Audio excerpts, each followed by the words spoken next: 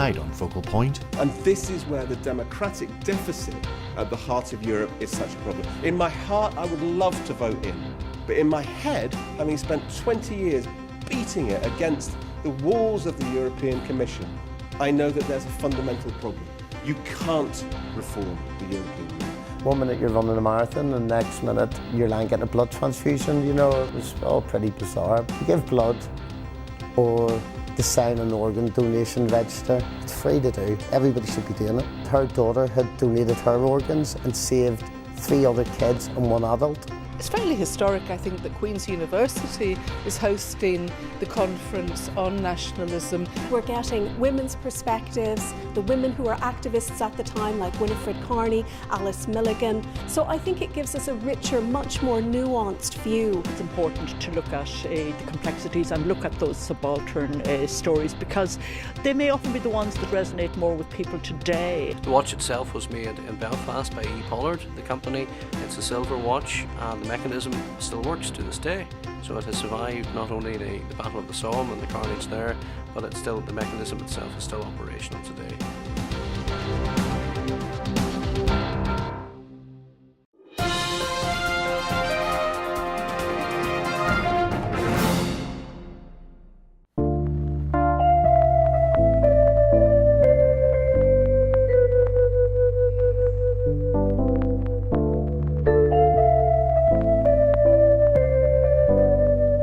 Absolute start, we have to remember this. We're not being asked whether we want to be part of Europe or European.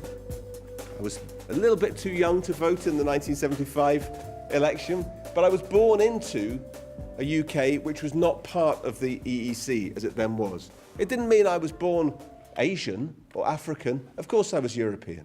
We're not being asked whether you want to be European. We're being asked whether you want to be subject to the institutions of the EU, and I think that's really important just to get that basic first clarity.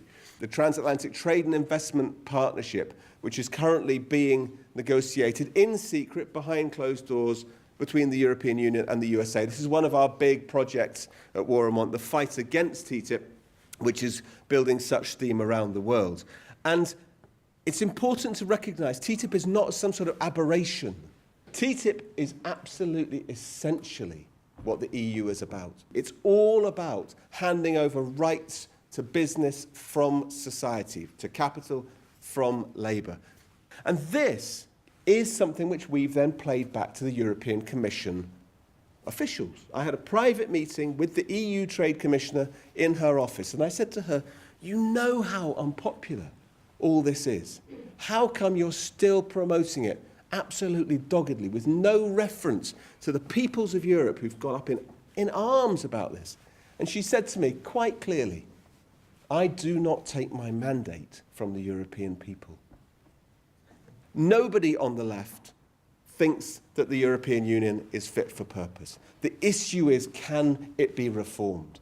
And this is where the democratic deficit at the heart of Europe is such a problem. And this is, for me, the big quandary. In my heart, I would love to vote in, because I do feel I want to be part of an internationalist project. But in my head, having spent 20 years beating it against the walls of the European Commission, I know that there's a fundamental problem. You can't reform the European Union. And particularly since the Lisbon Treaty, which has said this is the direction of Europe. You can't bring it back. You cannot recreate social Europe. It has been written out of the treaty. And in fact, the Lisbon Treaty is the only one which has ever actually mentioned the possibility of leaving. Because before that, it was held up that you could have much more of a give and take. The Lisbon Treaty has said, no, this is it. The only way out is through Article 50, leaving it. Now, a great deal is spoken in this debate about rights. In the movement, we've spent our lives fighting for better terms and conditions for workers and translating those into rights. There are no rights that have been given by anyone. Every parliament, every employer has had to concede. In my own union, there was a discriminatory pay system. Women got less than men. Part-timers didn't get anything. There were discriminatory practices for black and Asian workers and disabled workers.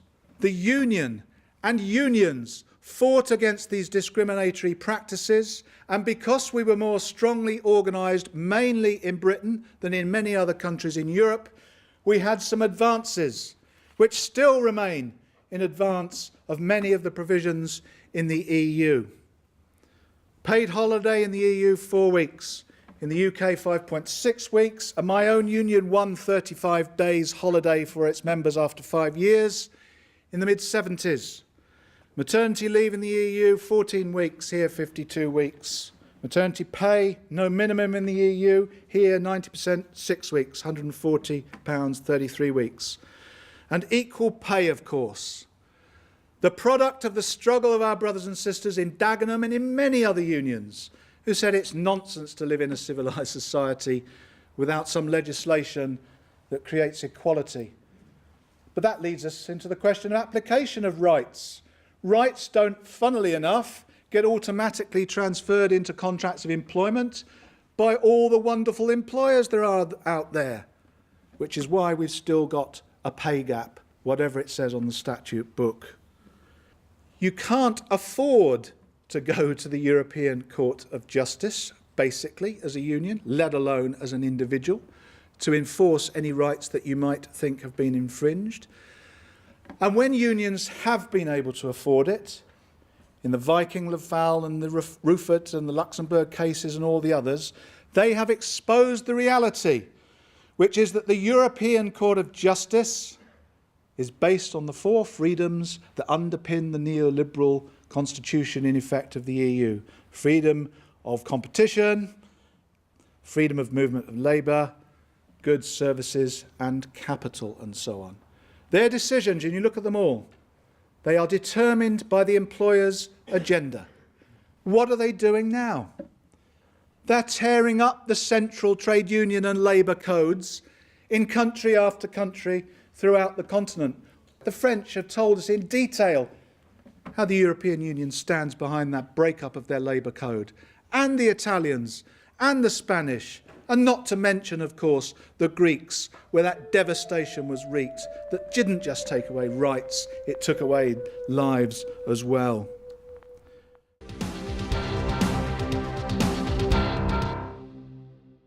With me here in the studio today is Adrian Mote, who will be discussing the blood transfusion service here in Northern Ireland and his own experience with the process. Adrian, thanks so much for joining me here today. No problem. Adrian, could you tell me a bit about your own experience and how you got involved with donating blood and why you believe it to be so important? It must have been about 4 years ago. I seen just an advert on the TV saying they were short of blood donors. Never done it before and just went down. Takes about 30 minutes. You go in, no appointment needed, into the city hospital in Belfast we go to, and then started giving blood. You can give blood, guys can give blood about 4 times a year, so I've been a regular donor for the last 3 years. And could you tell me a bit about the campaign you were running, I suppose, online, the Running for Blood, and how that came about? Myself and my friend Dale Hicks, we've been running marathons together for years, and we decided just to raise awareness for the blood transfusion service, getting our friends to donate. We called it the hashtag blood selfie, asking people to go down, donate a pint of blood, hold a pint of blood up and take a selfie, post it on our Facebook page, and that counted as one. So within 6 months we got 500 people to go down and donate. Now 400 people donated, 100 people weren't allowed for different reasons, whether they recently had tattoos, piercings, they weren't well on the day. So it was pretty successful.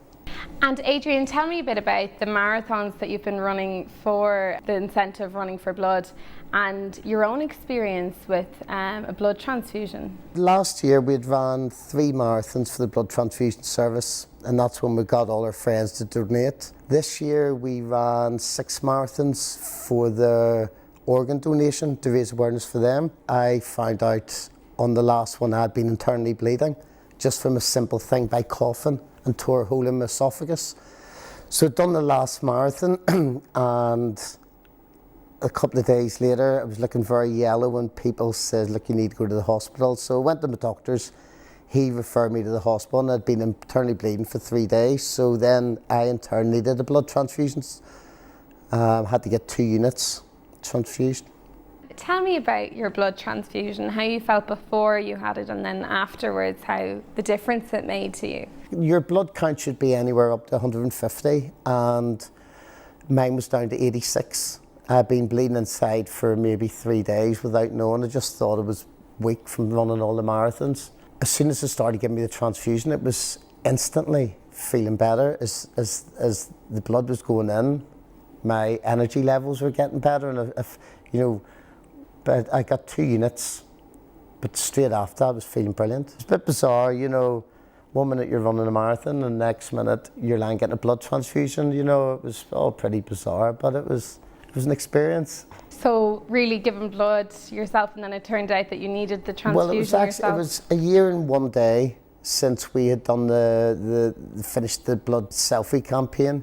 It was a year and a day since I needed to get the blood, so it was, and I got a nice tweet from the blood transfusion service because my name had flagged up saying that I had, needed 2 pints. So I got a nice message from them thanking me for everything I'd done for them. So pretty successful campaign. Could you tell me a bit about your involvement now with raising awareness for organ donation?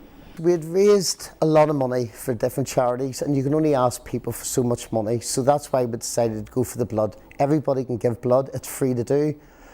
We'd done that, and then we decided organ donation, and all you had to do was sign an online form.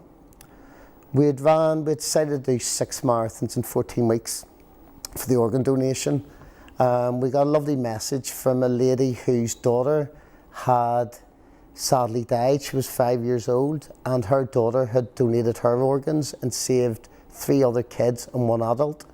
The little girl was called Erin Bonner. So that was our motivation to do the 6 marathons in 14 weeks. So that was another, I think we got about 400 people to sign the organ donation register for that. Thanks so much for joining us here today, Adrian. Thank you very much.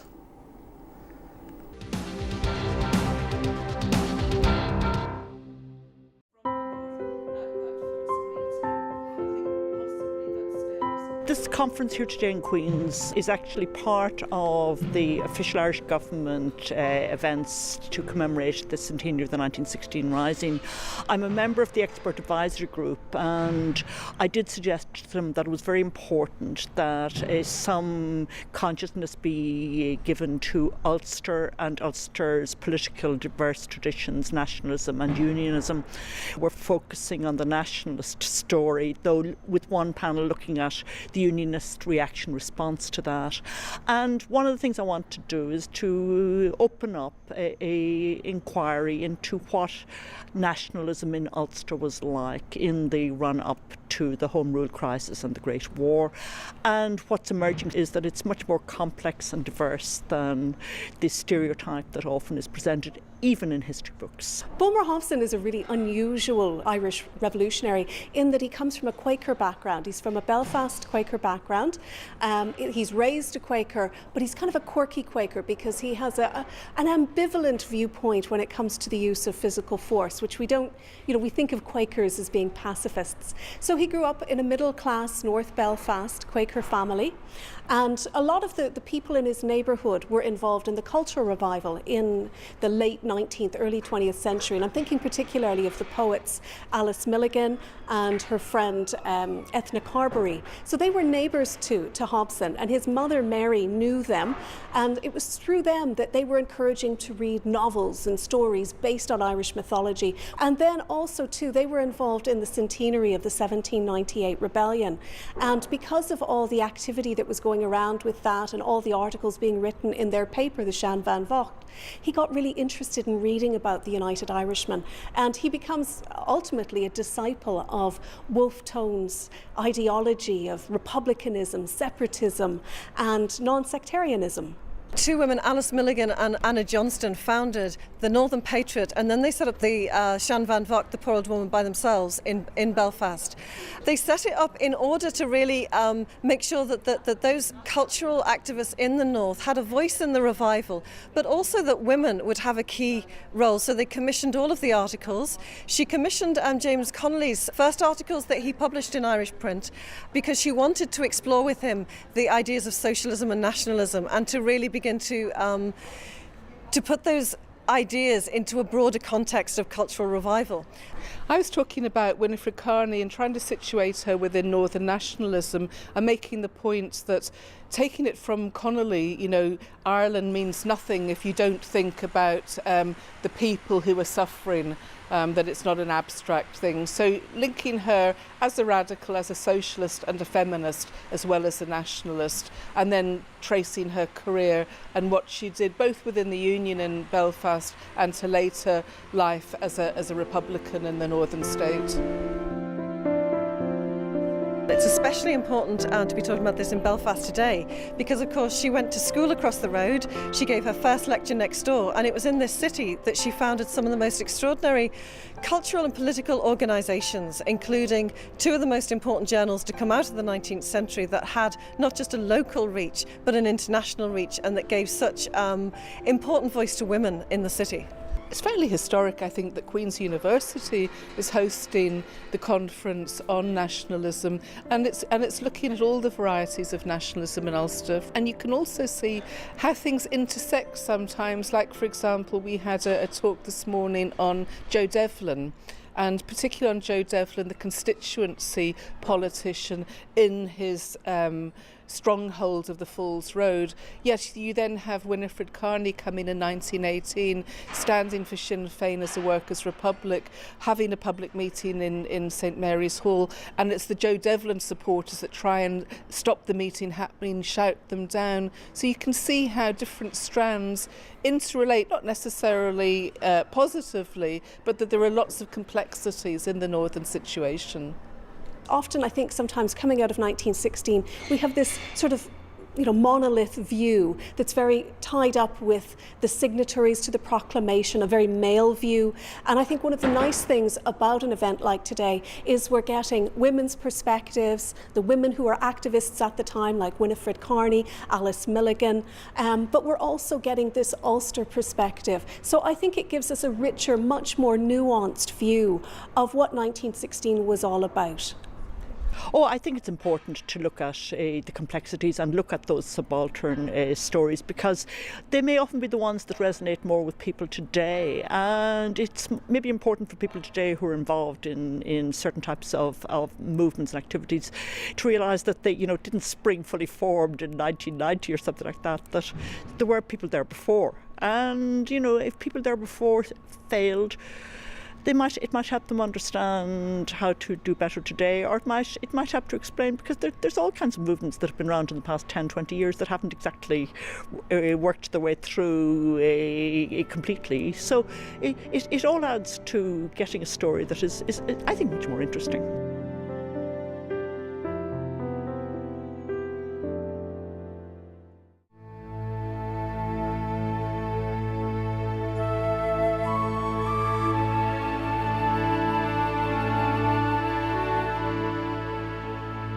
This month's object of the month from the Museum of Orange Heritage is a small pocket watch, and it was worn by a brother, Hugh Tanner, who served with the 36th Ulster Division at the Battle of the Somme. Hugh would survive the Battle of the Somme and go on to return to Northern Ireland and become manager of Distillery Football Club, and then one of the trainers with the Ireland Football Association, which subsequently obviously became the Northern Ireland football team. Hugh was a member of 693 Lodge within Belfast and was presented with a pocket watch in 1909, a nice silver pocket watch which he subsequently took with him at the outbreak of war. He enrolled or enlisted with the 109th Brigade of the 36th Ulster Division, primarily men from Belfast who would serve then with the 36th Ulster Division on the Western Front during the First World War, and he saw action during the Battle of the Somme, which became one of the bloodiest battles of the First World War, and certainly one in which there were thousands of British casualties, almost 20,000 in the space of 48 hours of the 141 days that would eventually become the Battle of the Somme. Essentially, those who had served for a period of time or been officers within a particular lodge would have received presentation items. In Hugh Tanner's case, he received a watch. Certainly with the start of the First World War, faith was incredibly important to members of the institution, and you see a lot of members who are heading out to France being presented with Bibles or New Testaments by their lodge, and we have a couple of in our collection which will be on show during the exhibition, the Lily and the Poppy, which show the importance of faith to those who were serving at the front during the First World War. So there are various keepsakes, mementos, souvenirs given to Orange Lodges for those men who were serving on the battlefields of France and right around the world. The watch itself was made in Belfast by E. Pollard, the company. It's a silver watch, and the mechanism still works to this day. So it has survived not only the Battle of the Somme and the carnage there, but it's still, the mechanism itself is still operational today, and the item is kindly into the museum from the family.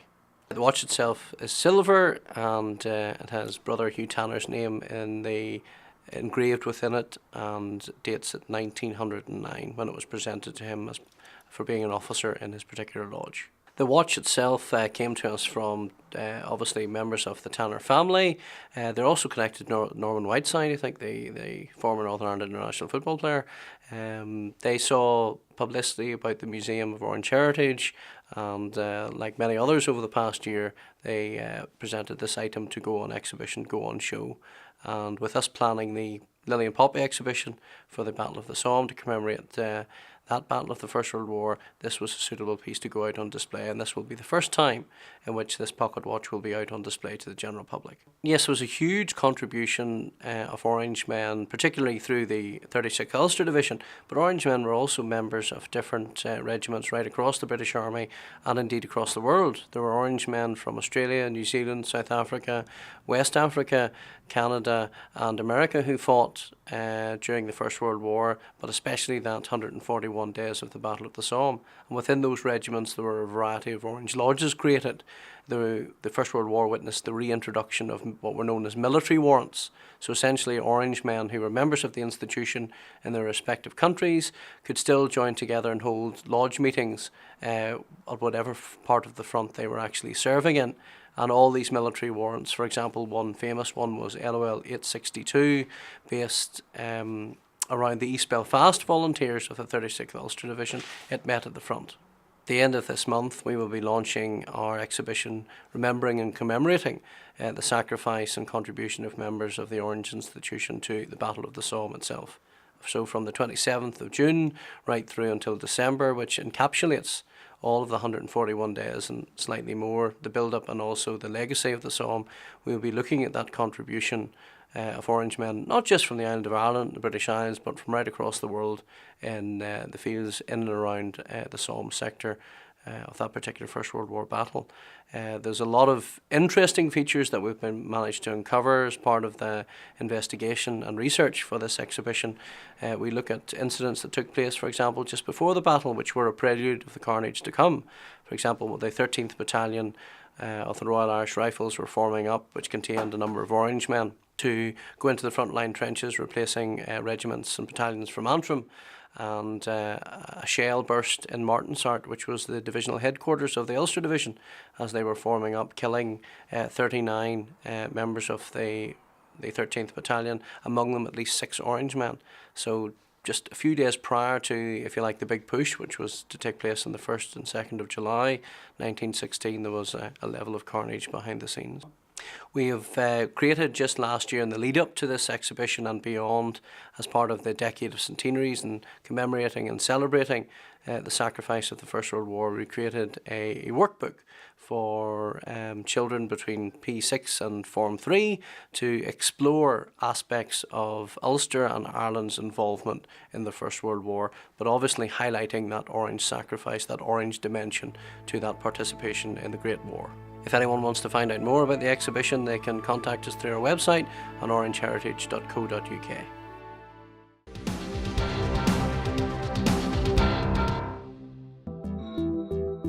And now, tomorrow's weather.